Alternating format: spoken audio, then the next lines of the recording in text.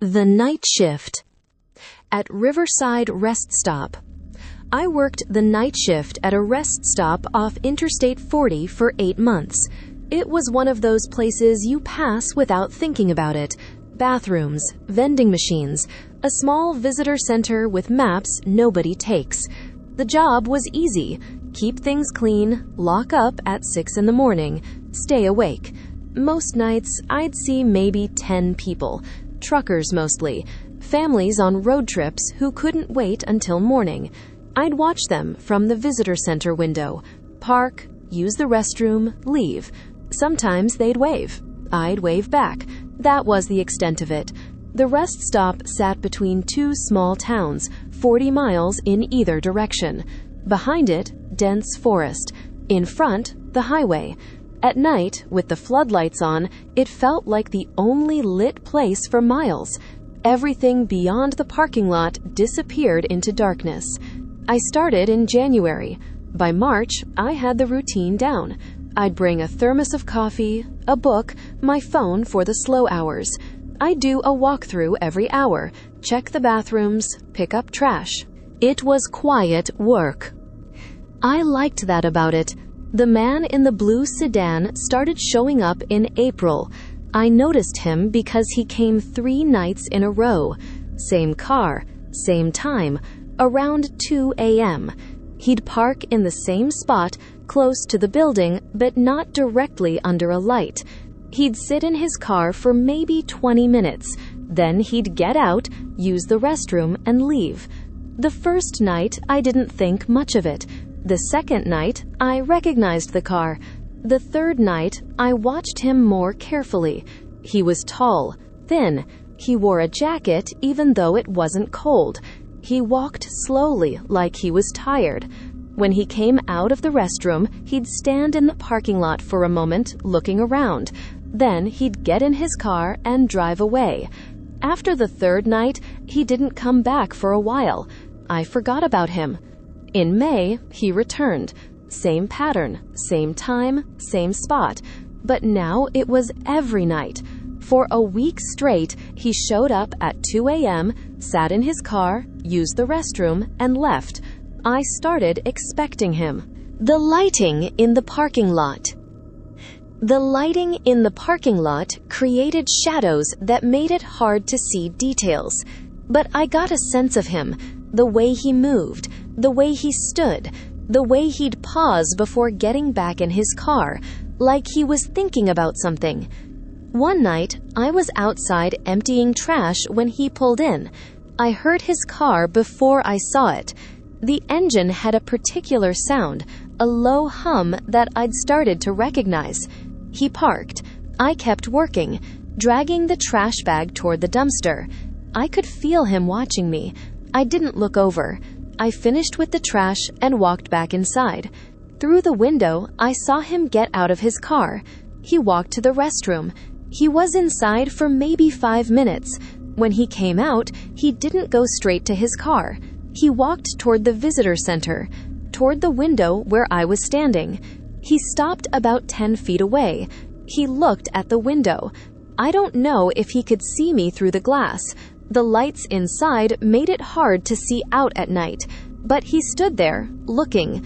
I stayed still. The next night, he didn't show up. Or the night after. I thought maybe that was it. Maybe he'd moved on, found a different route, a different rest stop. But then he came back, and this time it was different. It was late May, a Thursday.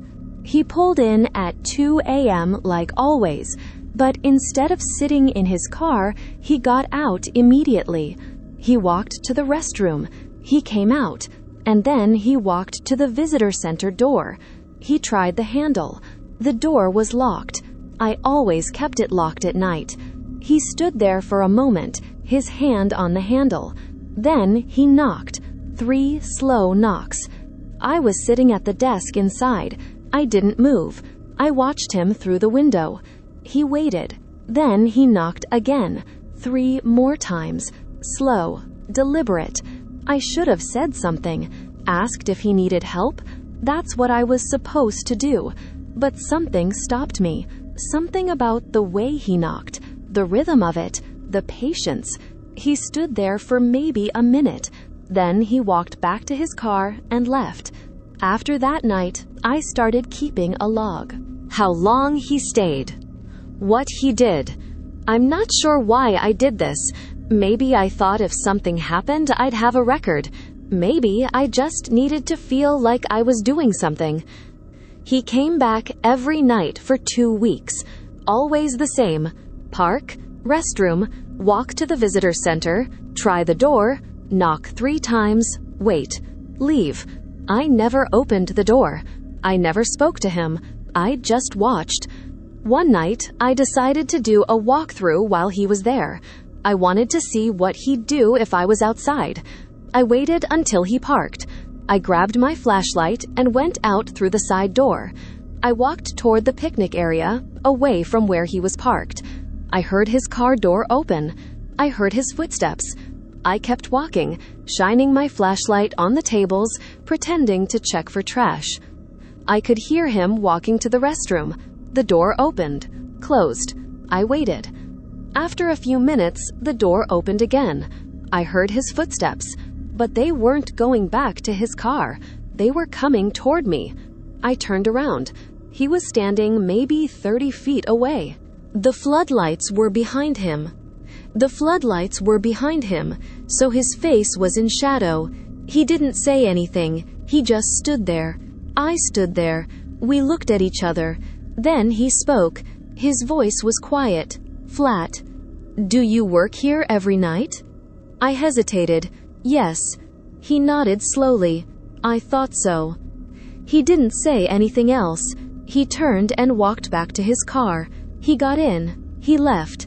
I went back inside. I sat at the desk. I tried to read but couldn't focus. I kept thinking about his voice, the way he'd asked the question. Not threatening, not friendly, just flat, like he was confirming something he already knew.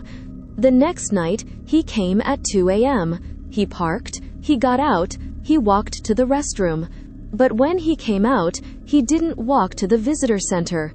He walked to the side door, the one I'd used the night before, the one that wasn't visible from the main window. I heard him try the handle. It was locked. I heard him knock 3 times, slow. I didn't move. I listened. He waited. Then he walked around the building. The windows. I sat at the desk and didn't move. I could hear him walking, slowly, methodically. He tried every door. He looked in every window. And then he stopped. I waited.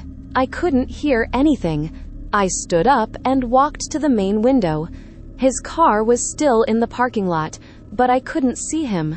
I waited 5 minutes, 10. His car didn't move. I couldn't see him anywhere.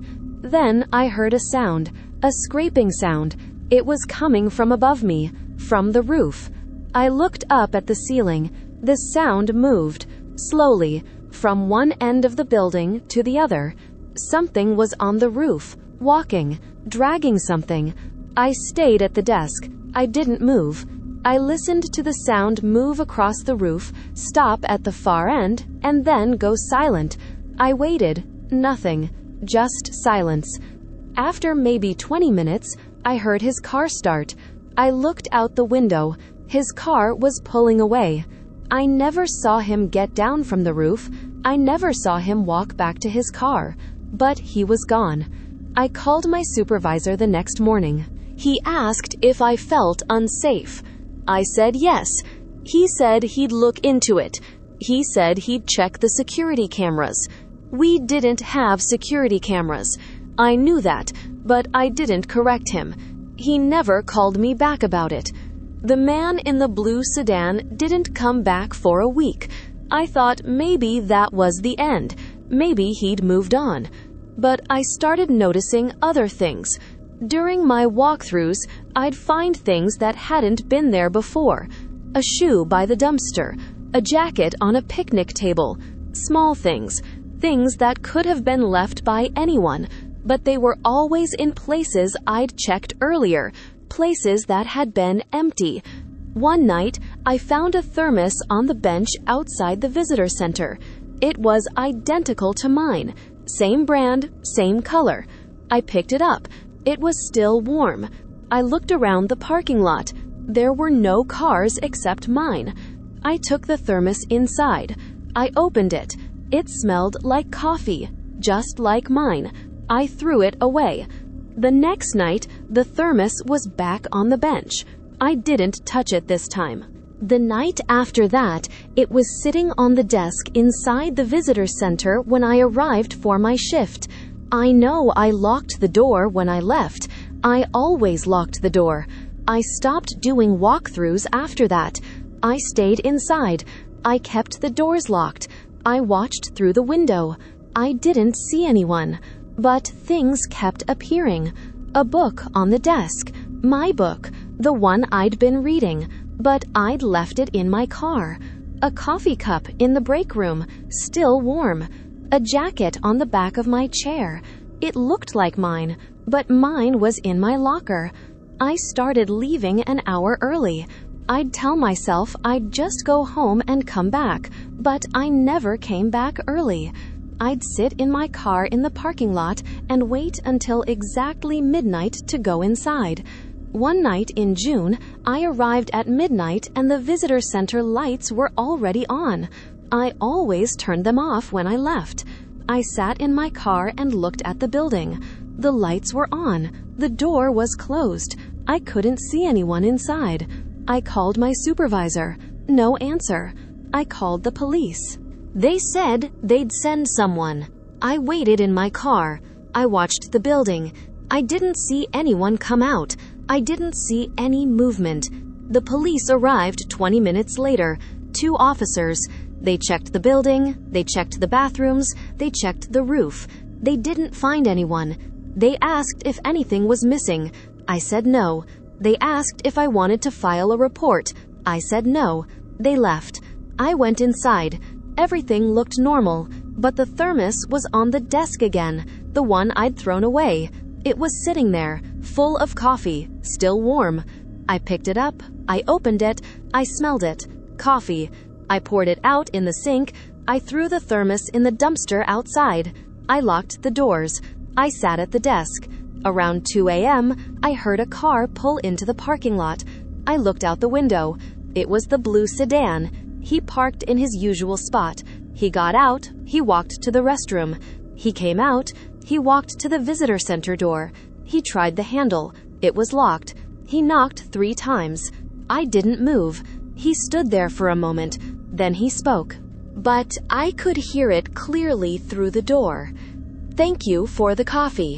He walked back to his car. He got in. He drove away. I quit the next day. I called my supervisor and told him I wasn't coming back. He asked why. I didn't have an answer that made sense. I just said I couldn't do it anymore. I drove past that rest stop a few weeks ago. It was during the day.